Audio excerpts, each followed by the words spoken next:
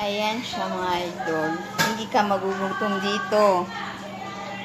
Dahil araw-araw may cake, araw-araw may fiesta. Yan. Cake pa more, kaya diabetes ang mga tao dito. Cake every day. Ayan.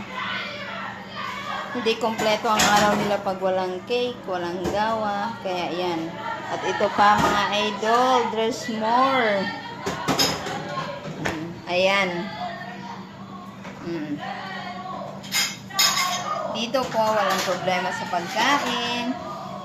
Dahil kusina mo, kung ano makakain nila, makakain mo din. Hindi sila papayag hindi kakakain dahil hindi po kagaya ng ibang amo na ilalak ang ref or hindi ka pipigyan. Dito po walang problema sa pagkain. Kung ano makakain nila, kakainin mo din. Pwede ka magluto anytime. Ayan.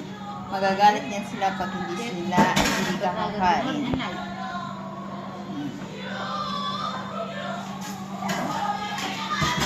Kaya, sino bang hindi tataba dito? Kaso, ang problema lang talaga dito is trabaho. Unlimited trabaho. Tapos, dapat mahaba ang pasensya mo kasi kung hindi mahaba ang pasensya mo, iiyakan lang bigla. Siyempre, sa umpisa, ganyan talaga. Pero pagkatagalan din, masasanay ka din sa bunganga nila.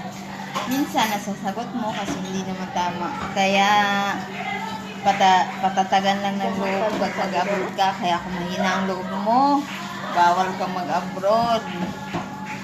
At dapat kung ano ang ugali mo sa Pilipinas, so kung ganun dito, dahil dadalhin mo dito, parating